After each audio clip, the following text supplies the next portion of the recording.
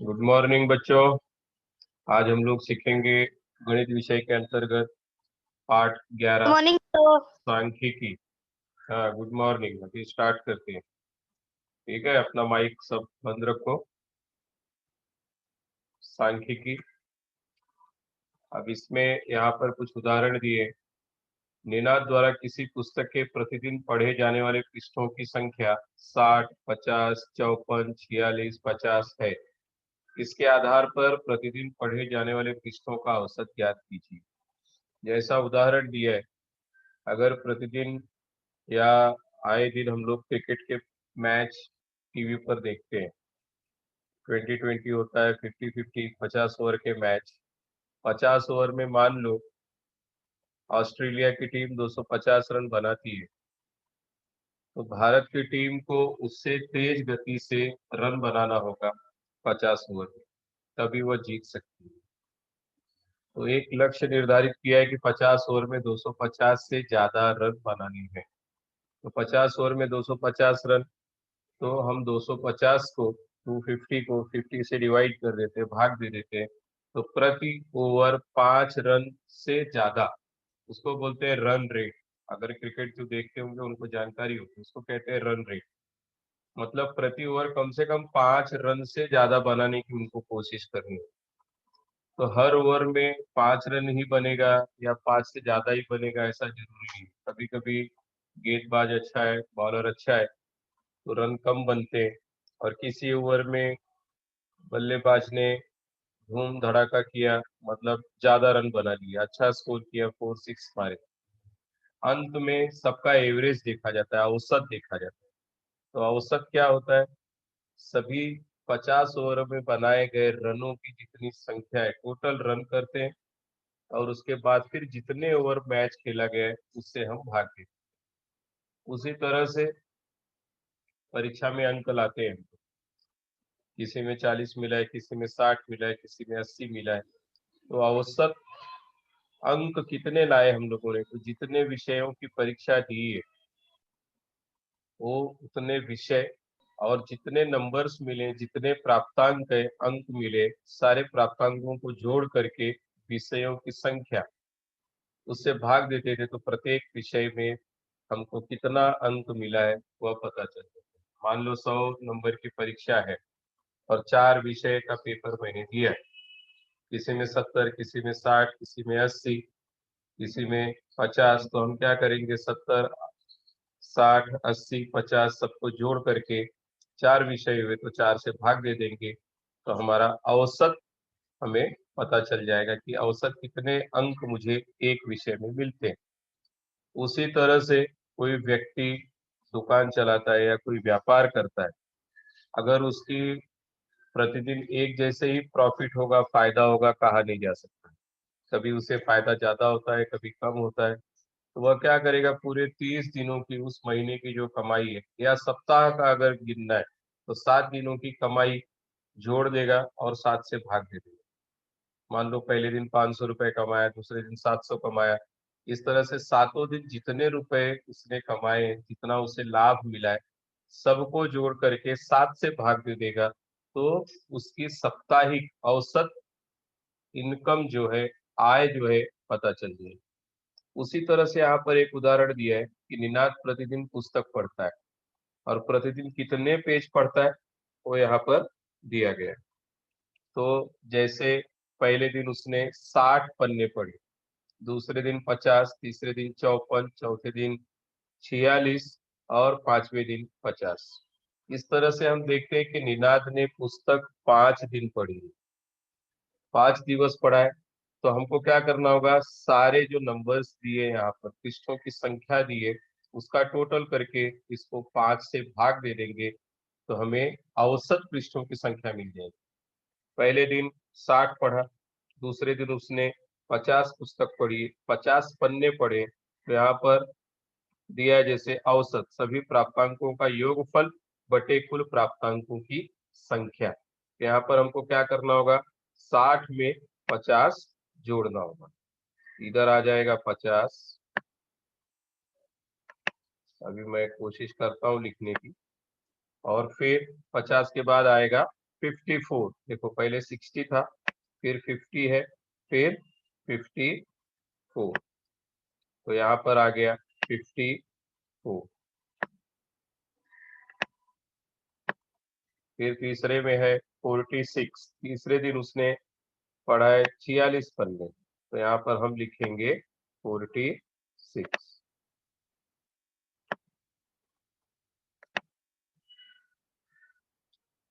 चौथे दिन 50 पढ़ा है, तो यहाँ पर पांचवें दिन 50 पढ़ा है, तो यहाँ पर 50 लिखा है। मतलब पहले दिन 60 पेजेस पढ़ा, तो यहाँ पर हम लोगों ने लिखा 60, ऑलरेडी छपा हुआ है बुक में। फिर 50 पेजेस रीड किया उसने, तो 50। नेक्स्ट डे तीसरे दिन 54 पन्ने पढ़े हैं, तो 54, और फिर 46, उसके बाद 50।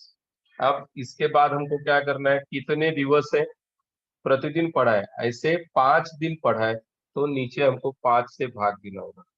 यहाँ पर आ जाएगा 5, नंबर ऑफ डेज या कुल प्राप्तांकों की संख्या जो दिया है वह है 5। 5 बार फिगर्स दिए, तो यहाँ पर हमको 5 से भाग देना होगा। अब इसका टोटल करेंगे, तो 0 + 0 0, 4 और 6 10, तो यहाँ पर आ जाएगा 0, इधर लिख देंगे 0। इसके बाद 6, 6 5 11, 11 5 16, 16 4 20, 5 25, तो इधर आ जाएगा 250, 250।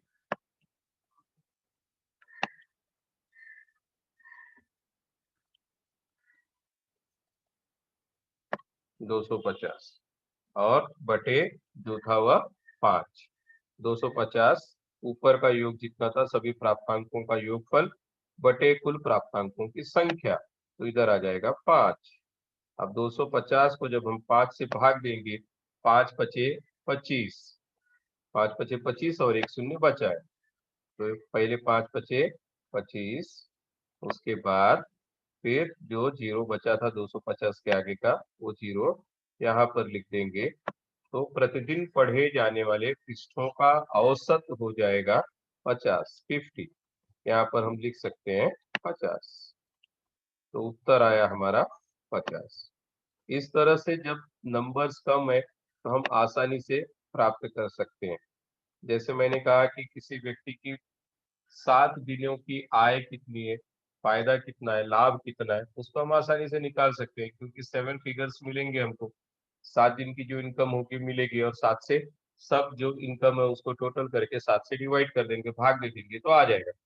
उसी तरह से यहाँ पर 5 दिनों में पढ़े गए पृष्ठों की संख्या दी है, तो हमने क्या किया, जितनी पृष्ठों की जो संख्या दी है 5 दिनों की, सबका टोटल कर दिया, सबका योग करके कुल दिवस की संख्या कितनी थी 5, तो 5 से भाग दे दिया, तो औसत पृष्ठ 50। इसका मतलब है वह एक 50 की औसत से प्रतिदिन पुस्तक पढ़ रहा है या पेज पढ़ रहा है।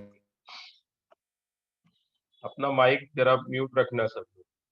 अब यहाँ पर दिया है, देखो किसी विद्यालय में 8वीं कक्षा के 37 विद्यार्थियों को गणित विषय के 10 अंक के टेस्ट में प्राप्त अंक निम्नलिखित है, इन अंकों का माध्य ज्ञात कीजिए। जैसे हम लोगों ने औसत ज्ञात किया उसी तरह से माध्य भी ज्ञात करना है।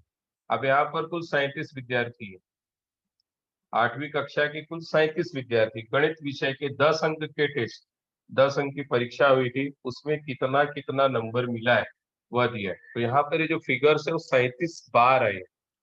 अब इसको 37 बार टोटल करने में बहुत कठिनाई होती है। जैसे यहाँ पर 2 प्लस, फिर जैसे 2 दिया है, पहले विद्यार्थी को 2 नंबर मिला है 10 में से, दूसरे को 4 मिला है, तीसरे रोल नंबर वाले को 4 है, फिर 8 है, फिर 6 है, 7 है। इस तरह से कुल 37 विद्यार्थियों को जितने नंबर मिले हैं 10 में से वह दिए। अब इतना बड़ा टोटल करने में हमको बहुत समय लगेगा। इसके लिए इस एक सरल विधि अगले पृष्ठ पे दी है। वह कैसे, जैसे यहाँ पर 2 नंबर पाने वाला विद्यार्थी कितना है, पूरा हम लोग 37 में से ढूंढ लेंगे तो एक ही मिला। फिर 4 नंबर वाले कितने, 4 वाले 1 2 3 4, फिर यहाँ पर एक है 5, 5 बच्चे ऐसे हैं जिनको 4 मार्क्स मिले हैं गणित विषय में 10 में से। उसी तरह से 8 वाले कितने, वो काउंट कर लेंगे, फिर 6 नंबर पाने वाले विद्यार्थियों की संख्या कितनी है वह गिन लेंगे। ऐसे उदाहरण में दिया है कि 7 नंबर पाने वाले विद्यार्थी कितने हैं, तो यहाँ पर 5 विद्यार्थी दिए हैं, तो इसको 7 नंबर जितने विद्यार्थी पाए हैं उसको 5 बार जोड़ने की जरूरत नहीं है, सीधे मैंने क्या किया 7 में 5 से गुणा किया 35। यह एक सरल विधि है, अगले इस पे देखते हैं हम। तो यहाँ पर दिया है देखो प्राप्तांक, लाइन से लिख लिया है। 2 नंबर पाने वाले कितने विद्यार्थी, 3 वाले कितने, 4 वाले, प्राप्तांक मीन्स 10 में से कितने अंक मिले, और कुल विद्यार्थियों की संख्या 37 है। और इसको छोटा सा टेबल इस तरह से बना लिया। सबसे पहला कॉलम है प्राप्तांक, दूसरा है गणन चिन्ह, तीसरा है विद्यार्थियों की संख्या बारंबारता फ्रीक्वेंसी। फ्रीक्वेंसी मीन्स क्या, वह नंबर कितने बार आया है। उसी तरह से फ्रीक्वेंसी को xi जो प्राप्तांक है उससे गुणा कर दिया, fi इंटू xi, fi गुणे xi। अब देखो प्राप्तांक है, जो टेबल दिया था पूरा 37 विद्यार्थियों का, उसमें जो नंबर मिला है तो 2 3 4 5 6 7 8 9 10। तो सबसे कम अंक है 2, 2 नंबर पाया है कोई विद्यार्थी, और सबसे अधिक है 10। तो उसको हम लोगों ने सीरियली क्रमबद्ध तरीके से लिख लिया। अब 2 नंबर प्राप्त विद्यार्थी कितना है, 1 है, तो यह गणन चिन्ह है, गिनने के लिए आसानी होती है। मार्क कर दिया, एक बच्चे को 2 नंबर मिला है। तो यहाँ पर बारंबारता में भी 1 आ जाएगा, एक ही बार आया 2 नंबर, तो यहाँ पर क्या करेंगे, इससे xi को बारंबारता से गुणा कर देंगे, तो 2 गुणे 1 बराबर 2। अब 3 नंबर पाने वाला विद्यार्थी कितना है, एक ही बच्चा है जिसने 3 नंबर पाए हैं गणित विषय, तो यहाँ पर बारंबारता में भी 1 आ गया। उसके बाद फिर 3 में 1 से गुणा है, या 5 मीन्स ये है फ्रीक्वेंसी बारंबारता, और xi मीन्स प्राप्तांक ये। तो पहला वाला टेबल और तीसरे टेबल में जो अंक है उसका गुणा करके यहाँ पर लिखना है, मल्टीप्लाई करना। अब देखेंगे हम लोग 4 नंबर पाने वाले कितने विद्यार्थी हैं, तो जब उसको काउंट करोगे तो 37 विद्यार्थियों के प्राप्तांक दिए, तो 4 वाले हमको कितने मिले, 5 लोग मिले। तो गणन के लिए आसान क्या है, 4 लाइन, 1 2 3 4 बार गिना और 5वीं बार क्रॉस कर दिया, तो एक बंच बन जाता है, गुच्छा बन जाता है, जैसे लकड़ी का गट्ठर है। अब एक एक गट्ठर 5-5 का बना लिए तो गिनने में आसानी हो। तो वैसे 5, तो गणन चिन्ह का उपयोग करके 5 बच्चे ऐसे जिसको 4 अंक मिले, तो यहाँ पर 5 लिखा। और xi इंटू fi मीन्स 4 गुणे 5 बराबर 20। उसी तरह से 5 अंक पाने वाले विद्यार्थियों की संख्या 2 है, तो गणन चिन्ह में 2 लाइनें, और बारंबारता हो गई 2, 2 पचे 10, 10 यहाँ पर आ गया। 6 अंक पाने वाले विद्यार्थियों की संख्या भी 5 है, तो क्या किया हम लोगों ने, बारंबारता में भी 5, गणन चिन्ह में 5 बताया मैंने। 4 लाइन के बाद जब एक क्रॉस ऐसे लाइन करेंगे तो वह 5, देखे तुरंत नजर पड़ी तो ये 5 का बंच है, 5 का गुच्छा है, तुरंत ख्याल में आता है। वैसे ही 7 अंक पाने वाले विद्यार्थियों की संख्या है 6, तो ये 5 का एक बंच और एक है 6, बारंबारता में 6, 6 में 7 से गुणा करेंगे, 6 सते 42। उसी तरह से 8 अंक पाने वाले विद्यार्थी 5 है, इसके लिए 8 में 5 का गुणा किया 40। वैसे ही 9 अंक पाने वाले विद्यार्थियों की संख्या सबसे अधिक है, ये जो बंच है वो 5 का, उसके बाद 3 और लाइनें, टोटल हो गए 8। हमको वहां से गिनना है कितना बार वो नंबर उस टेबल में आया है, और यहाँ पर हमको उसको रखना है। तो 9 8 72, 9 8 72, 72 हो गया। वैसे ही 10 अंक प्राप्त करने वाले विद्यार्थियों की संख्या 4 है, तो 10 में इस बारंबारता से गुणा किया, 10 चौक 40। अब इन सब का टोटल करना है हमको, योग करना है। यहाँ पर दिया है देखो, टोटल विद्यार्थियों की संख्या 37, तो यह 37 अगर आया तब समझो कि मेरी जो गणना है, जो मैंने गिना है, काउंटिंग मेरी सही है, क्योंकि कुल विद्यार्थियों की संख्या 37 है, तो यह जो विद्यार्थियों की संख्या है वो टोटल आना चाहिए। जैसे 9 अंक प्राप्त विद्यार्थियों की संख्या 8 है, तो जब हम इसका टोटल करेंगे तो वह 37 ही आएगा, उससे ज्यादा और कम नहीं आएगा। तो 37 स्टूडेंट्स थे तो 37 आएगा। उसके बाद ये जो टोटल है सबका टोटल आसान हो गया हमको करने में, नहीं तो 37 बार धन का चिन्ह लगा करके, 36 बार धन का चिन्ह लगा करके उसको जोड़ना पड़ता। तो एक आसान तरीका है। आया 259, इसका योग। आप 259 का माध्य निकालना है, तो 259 को 259 को 37 से भाग दिया तो 7 बार में कटता है वह संख्या। माध्य मिला हमको 7। उसी तरह से देखो, राजापुर के 30 किसान, कितने क्विंटल उत्पादन उनका प्रति एकड़ है।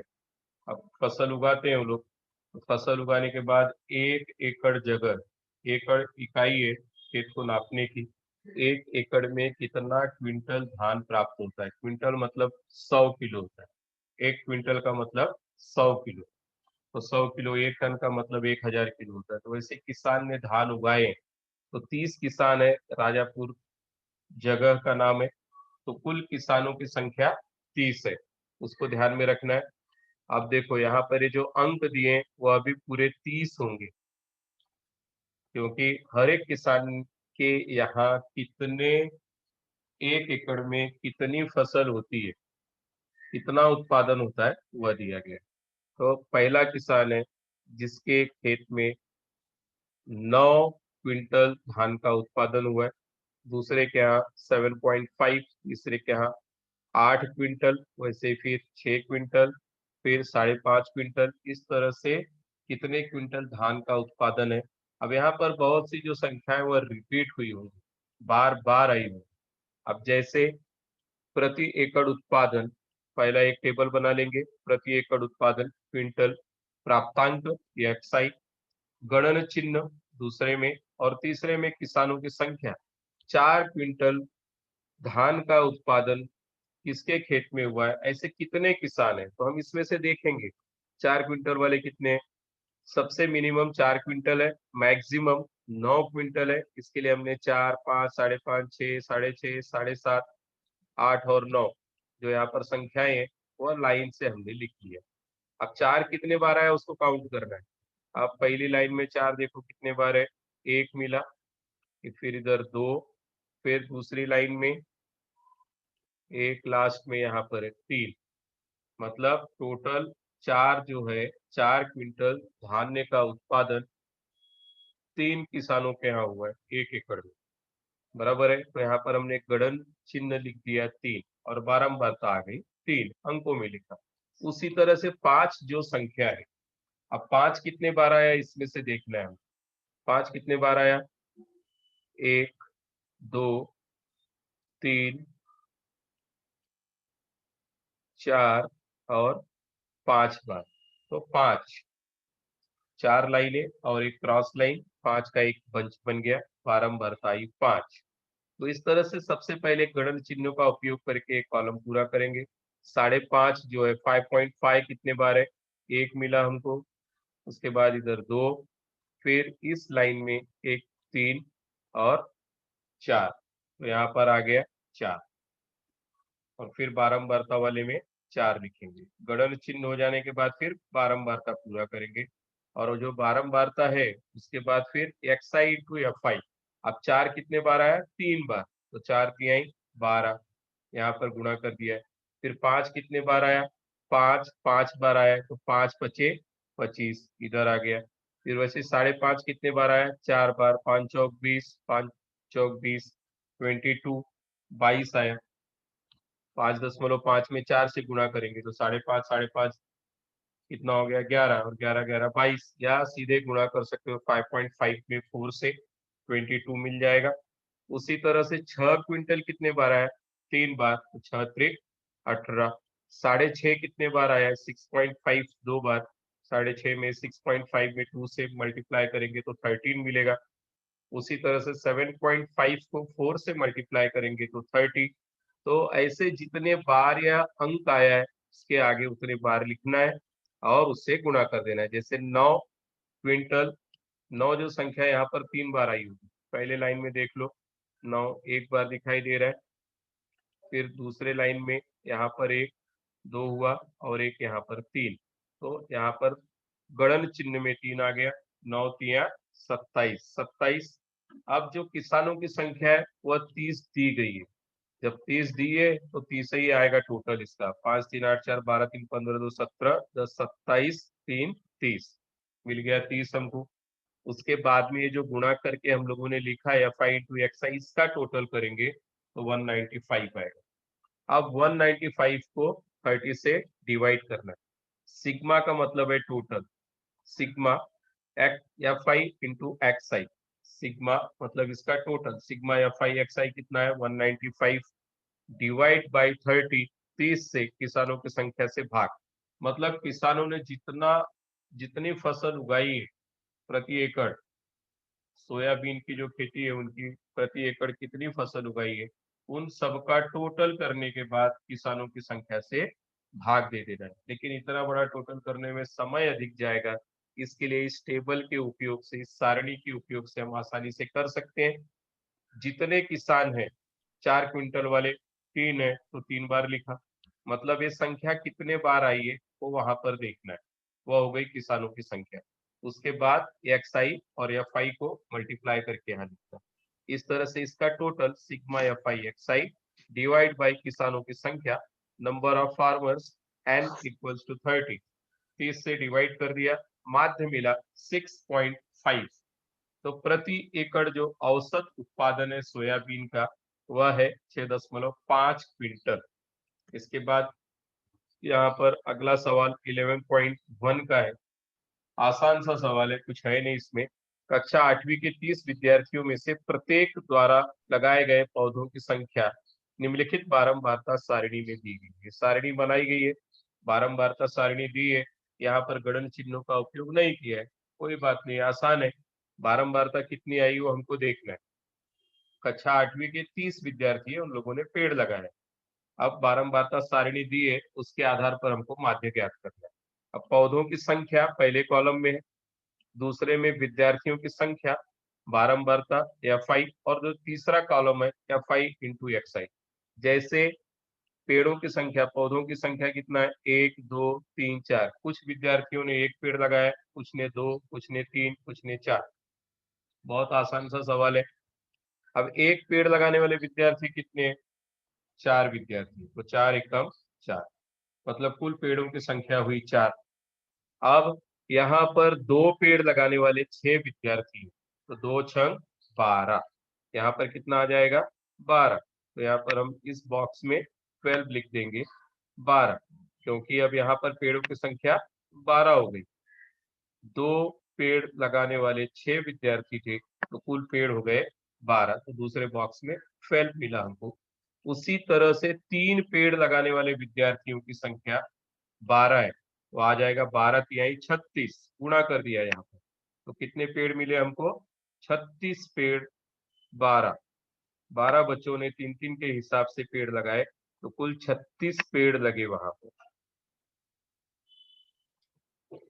उसके बाद आया 4 पेड़ लगाने वाले विद्यार्थियों की संख्या 8 है, तो 8 चौक 32, यहाँ पर आ जाएगा 32, कुल पेड़ों की संख्या हो जाएगी 32।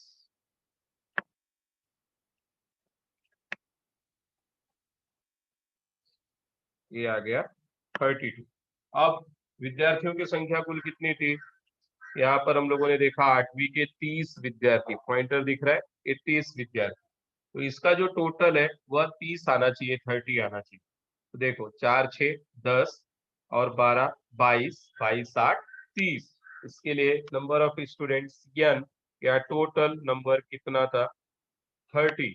तो इसका टोटल अगर 30 नहीं आता है तब सवाल कहीं ना कहीं गड़बड़ है, गलत है। लेकिन यहाँ पर बराबर 30 आ जा रहा है। अच्छा 8वीं में 30 विद्यार्थी थे जिन्होंने पौधे लगाए और पौधों की संख्या दी गई थी। अब टोटल कितने पेड़ लगे 8वीं के बच्चों द्वारा उसका टोटल करेंगे। ये कितना हो गया 4 और 2 6, 6 6 12, 2 14 का 4 हासिल 1, 1 1 2 3 5 3 8, 84, 12 4 16 बराबर 12 4 6 दूनी 12 बराबर है ना, 12 36 बराबर 8 चौक 32 बराबर। अब कितना हो गया 6 4 10 4 14 का 4 हासिल 1, 1 1 2 3 5 3 8, 84, तो यहाँ पर आ जाएगा 84।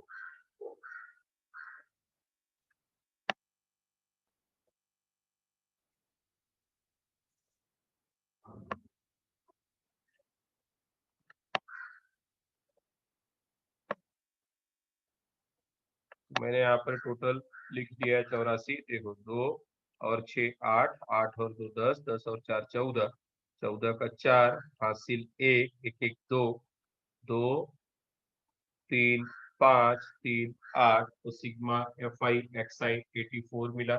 अब हमको माध्य ज्ञात करना है, तो यहाँ पर हम लोग सबसे पहले लिखेंगे, यहाँ पर क्या आएगा, एन तो इधर आ जाएगा f i into x i, sigma f i into x i. अब ये बॉक्स थोड़ा छोटा है, आप लोग इसको लिख सकते हो अपने नोटबुक में, सिग्मा और फिर आगे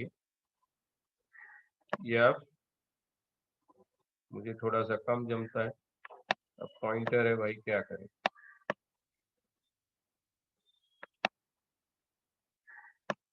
F i x i, sigma f i into x i लिख दिया इधर। और उसके बाद फिर क्या करेंगे, इस बॉक्स के अंदर आएगा sigma f i into x आई।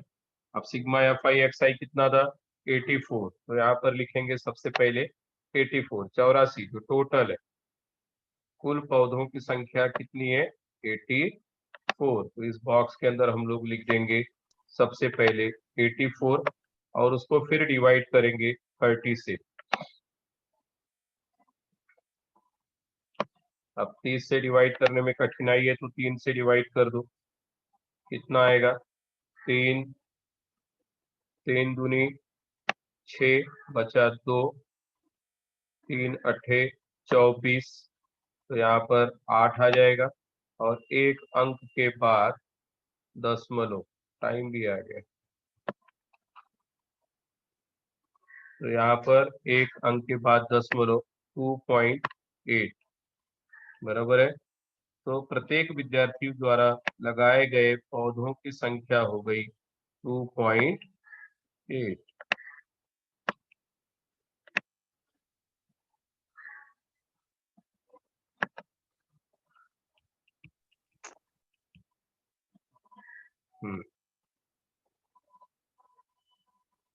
यहाँ तक हो चुका है। अंतिम सवाल है,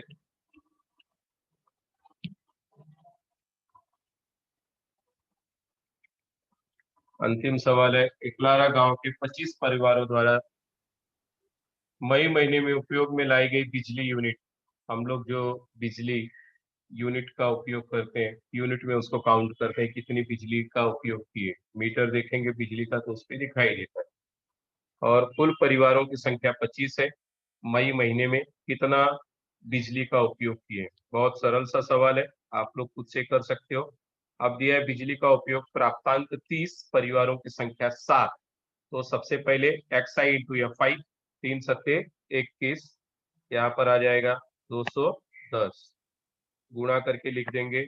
और भी शॉर्टकट में सवाल दिया है, आसानी है, गणन चिन्हों का उपयोग नहीं किया है, इसको हम इजीली कर सकते हैं। और 45 यूनिट बिजली का उपयोग करने वाले परिवार है 2, तो 45 दूनी 90, यहाँ पे हम लोग लिख देंगे 90।